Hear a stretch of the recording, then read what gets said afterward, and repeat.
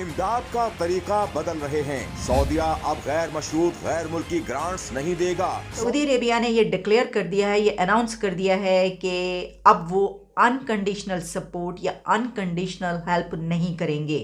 सियासी अदम इस्तेकाम के बायस stock market crash कर गई है, 2 खरब डूब गए हैं, कारोबार ठप हैं, सनतकार गवर्नर स्टेट बैंक के सामने रो पड़े हैं, जबकि मुल्की ज़र मुबादला के ज़खायर 4.3 बिलियन डॉलर के करीब रह गए हैं और IMF के मुतालबे पर 200 अरब के नए टैक्स लगाने का मंसूबा बनाया गया है। बिजली की कीमत में 4 रुपये इजाफा हुआ है और जबकि पेट्रोल के ज़खायर 16 दिन के रह गए हैं। ताजरों ने खबरदार किया है कि ये सूरत हाल रही तो मार्च तक हंगामे फूट पड़ेंगे। हसन साहब, पाकिस्तान की तारीख में कभी इतने बदतर हालात नहीं थे कि क्या हो रहा है हमारे मुल्क में। पाकिस्तान को सऊदी अरब से इमदाद में ताखीर की वजह सामने आ गई है। सऊदी अरब ने ग्रांट, डिपॉजिट, सरमायाकारी सब मुआशी इस्लाहात से मशरूत कर दी। सऊदी वजीर खजाना ने कहा कि पहले किसी शर्त के बगैर पैसे दे दिया करते थे, अब ऐसा नहीं होगा। सऊदी अरब अपने लोगों से टैक्स लेता है, जो इमदाद लेते हैं उन्हें भी यही करना होगा। इस वक्त तक की सबसे बड़ी खबर सऊदी अरेबिया की है, क्योंकि सऊदी अरेबिया ने ये डिक्लेयर कर दिया है, ये अनाउंस कर दिया है कि अब वो अनकंडीशनल सपोर्ट या अनकंडीशनल हेल्प नहीं करेंगे।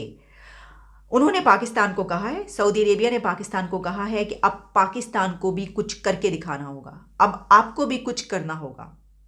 सऊदी अरेबिया ने ये ऐलान किया है कि ग्रांट्स, लोन्स और डिपॉजिट्स की शक्ल में जैसे पहले वो मदद किया करते थे, अब ये अनकंडीशनल हेल्प नहीं होगी, बल्कि उनका ये कहना है कि जिस तरीके से हम अपने लोगों से टैक्स लेते हैं तो आपको भी ये काम करना पड़ेगा। अच्छा, सऊदी अरेबिया जो कि हमारा बहुत क्लोज अलाय है, बहुत हमें सपोर्ट करता है, सऊदी अरेबिया, UAE, मुस्लिम उम्मा, टर्की, ये सब कंट्रीज़ हमें सपोर्ट करते हुए नज़र आते हैं। बल्कि बहुत मुश्किल वक्त में अगर कोई कंट्रीज़ हमें भरपूर तरीके से पैसे की सूरत में सपोर्ट करते हैं, मदद करते हैं, कि हमें पैसा देते हैं, हम जब भी मांगते हैं कर्जे पे कर्जा देते हैं, वो उनमें से सऊदी अरेबिया एक बड़ा कंट्री ऐसा ही है।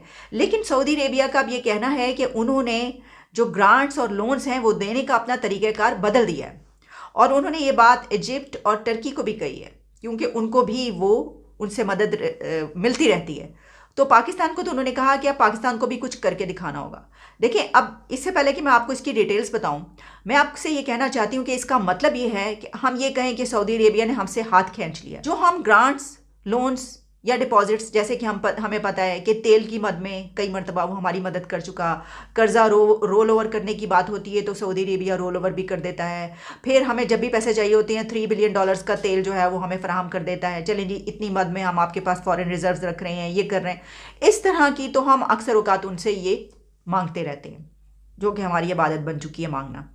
लेकिन अब उन्होंने ये कहा है कि आपको भी करके दिखाना होगा। तो जो $3 बिलियन के एक कर्जे की बात हो रही थी जो कि मिलना था, तो ये बात कही जा रही है कि इसका मतलब ये हुआ कि पाकिस्तान को जो वो $3 बिलियन नहीं मिल रहे, उसकी एक बेसिक रीज़न और लॉजिक ये है कि सऊदी अरेबिया ने ये करना था।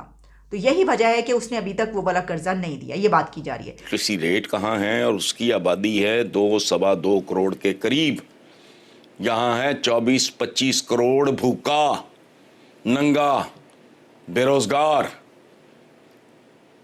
एक शहीद की, जो पता नहीं कौन से फ्रंट पे शहीद हुआ था, उसकी कब्र से मार्बल उखाड़ा गया है, गर्डर उखाड़े गए हैं, सरिया निकाला गया है। कुछ छोटा सा मज़ार था उसका, शहीद की कब्र से। और मुझे यकीन है कि सारे सामान से आटा खरीदा गया होगा। अच्छा,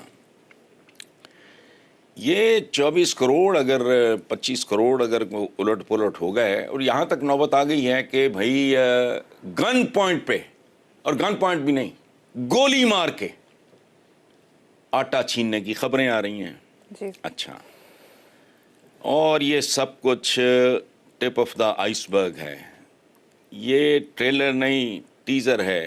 अभी टैक्सों की भरमार से भरपूर फिल्म चलनी है, जिसका नाम होगा अवाम ज़मीन पर बल्कि ज़ेरे ज़मीन, और उनकी चीखें आसमान पर। इलाज इसका है तो सही, लेकिन यार यहाँ बताने की ज़रूरत नहीं। अच्छा साहब, कोई हिंट्स ही दे दें। Nobody deserves। नहीं, हिंट शिंट क्या देना है, मतलब करेगा कौन?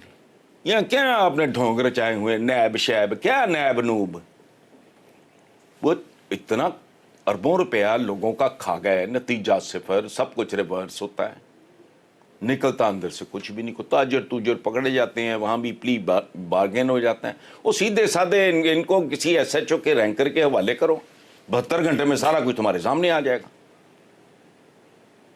हमारी एजेंसीज दुनिया की टॉप की एजेंसीज हैं, इसमें कोई शक नहीं। मैं को मुतस्सब होकर ये बात नहीं कर रहा। तो यहां इस मुल्क में कोई नहीं जानता कि किसके कितने खरबों के असासे, बैंक अकाउंट्स और कारोबार बैरून मुल्क हैं। तो काम है ये, और कुछ नहीं करना है। एक काम कर लो,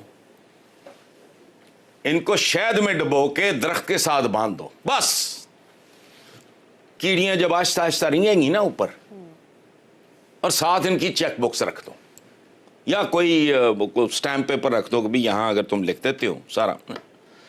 देखो ये बहुत मैं एक ज़माने में मेरा तकिया कलाम रहा है, लोग जानते होंगे, कॉलम पढ़ने वाले उनको भी याद होगा कि इस पूरे निज़ाम को तेज़ाब के साथ गुस्ल की ज़रूरत है। ये डिटर्जेंट से या साबुन वगैरह से साफ नहीं होना, ये गंद ये लिख के रख लो। तो मैं कहता हूं बात सिंबॉलिक है कि ग्लोटिन जो है यहां वो 3 नहीं 6 शिफ्टें जिल्लादों का ओवर टाइम हो के वो करोड़पति हो जाएं। फिर देखो कैसे सीधा नहीं होता। यहां एवी लाफजनी कर देते हैं कि करप्शन नहीं, करप्शन ही है। इस मुल्क का दीमक करप्शन ही है, और करप्शन पैसे से लेके कारकर्दगी तक। मैं अगर ऑफिस नहीं जाता एज अ गवर्नमेंट फंक्शनरी और मेरे घर से निकलते ही वहां का एयर कंडीशनर चला दिया, या अब और वजीर बढ़ा दिए इन्होंने, तो क्या होता है? और यानी एक डूबती हुई कश्ती पे आप कोई उसका पतवार तोड़ रहा है, किसी ने गला घोंट दिया उसके मल्लाह का, कोई उसमें मजीद छेदों का इजाफा कर रहा है। तो इसमें तो गैर मामूली सूरत हाल है। गैर मामूली इक़दाम करोगे तो बचोगे, नहीं तो शौक पूरा कर लो।